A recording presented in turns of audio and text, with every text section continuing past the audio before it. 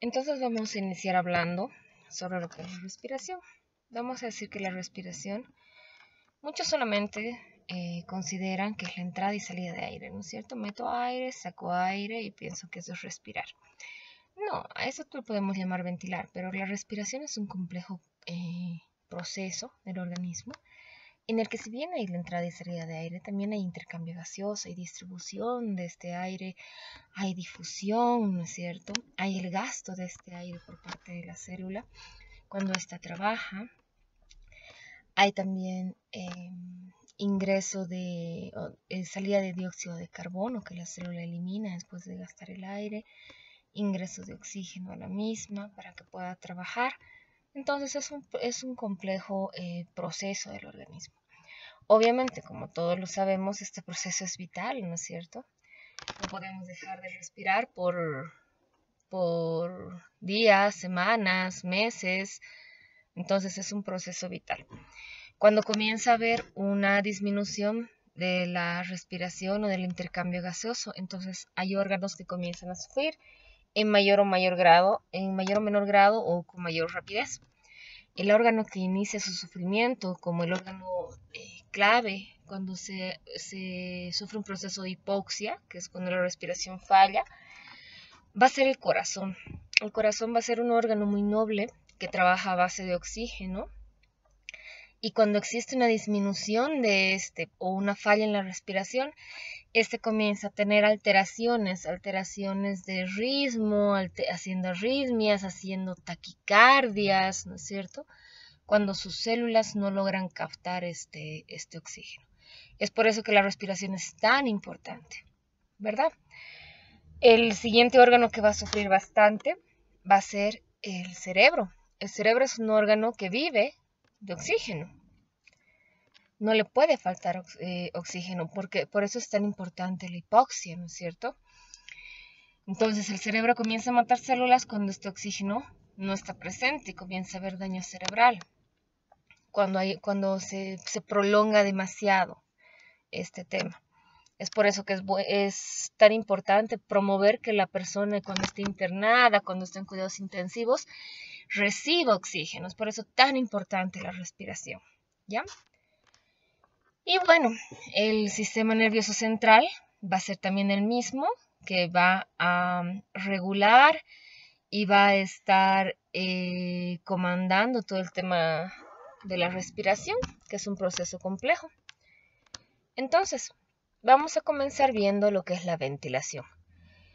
La ventilación, para fines prácticos, vamos a decir que va a ser la inspiración y la expiración. Inspiramos, metemos aire, expiramos, sacamos aire. Al inspirar, nosotros vamos a decir que vamos a tener un proceso activo. ¿Por qué un proceso activo? Si ustedes meten aire en este momento, se van a dar cuenta que hay mucha musculatura que se mueve. ¿Por qué? Porque debe vencer bastantes fuerzas este organismo para ingresar aire. Una es la parrilla costal, ¿no es cierto? La caja torácica en todo su conjunto.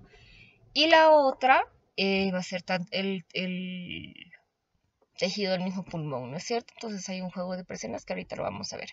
Entonces, si ustedes inspiran y meten aire, se dan cuenta que es un proceso activo, ¿sí? Que hay actividad, hay gasto de energía, hay movimiento muscular. ¿Ok? Y el momento que expiran, más bien es un momento pasivo, ¿sí? Es un proceso pasivo. Entonces, nosotros vamos a ver que el momento de inspirar, primero vamos a tener la caja torácica, que va a presentar en su porción inferior un músculo muy importante, que es el diafragma. El diafragma es ese músculo a manera de cúpula que tenemos en la parte inferior de la caja torácica, que es prácticamente el músculo más importante en la respiración, porque este permite que la caja torácica se extienda o aumente su diámetro en sentido longitudinal, ¿ya? Tenemos también otros músculos accesorios como intercostales, esternocleidomastoideos, ¿no es cierto? Que van a ser los que van a promover que la caja torácica tenga un aumento de diámetro, pero en sentido transversal. Entonces, lo único que hace que aumente en sentido longitudinal, teniendo una contra también con esternocleidomastoideos, va a ser el diafragma. Entonces, el músculo más importante de la respiración va a ser el músculo diafragmático, ¿no? Y la acción que tenga este. Habíamos dicho que en todo este proceso de respiración íbamos a tener diferentes presiones con las que vamos a jugar para que se dé todo este proceso. Para eso tenemos que entender la anatomía, por eso habían leído anatomía antes, de nuestro pulmón, ¿no?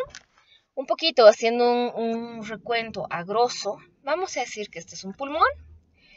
Este pulmón va a estar recubierto de una pleura parietal, o de una pleura, perdón, visceral, que va a estar en íntima relación con él, ¿ok? Va a estar como una pielecita muy, muy pegada a él. Es una membrana de recubrimiento. Seguido a este va a haber una pleura parietal. Esta pleura parietal va a estar más que todo adosada o cercana a la pared torácica. Entre la pleura parietal y la pleura visceral vamos a encontrar un líquido, que es el líquido pleural. Este líquido pleural hace una suerte de vacío entre ambas pleuras. Es muy poquito, este líquido acá obviamente está exagerado para que lo puedan observar y que más o menos capturen la idea de dónde se encuentra. Pero es muy, muy, muy poquito el líquido y hace una suerte de vacío, promoviendo que ambas pleuras no se separen. Si bien son dos superficies que en la inspiración y en la expiración van a tener frote, ¿no es cierto?, ayuda a que en este frote no haya calentamiento ni de un lado ni del otro, como una especie de lubricante, ¿sí? Como en los coches cuando el aceite está en el motor para que no se calienten tanto las estructuras. Pero además de generar esta suerte de refrigeración para evitar el frote y el desgaste de las superficies, este líquido pleural lo que hace es hacer que estas superficies no se desprendan una de la otra. Les pongo un ejemplo. Si ustedes hacen el experimento de poner dos planchas de vidrio una sobre otra, ¿no es cierto?, y en medio de ella colocan una gotita de agua, el separarlas, estas dos láminas de vidrio, cuesta muchísimo. ¿Por qué? Porque esta gotita de agua lo que hace es generar un vacío entre ambas superficies que evita que éstas se separen. Entonces es más o menos lo que hace el líquido pleural. Por eso es que está entre la pleura parietal y la pleura visceral. Y obviamente este líquido no escapa por ningún lugar. No hay un vaso, no hay un tubo por donde salga, ¿no? No existe una comunicación hacia afuera.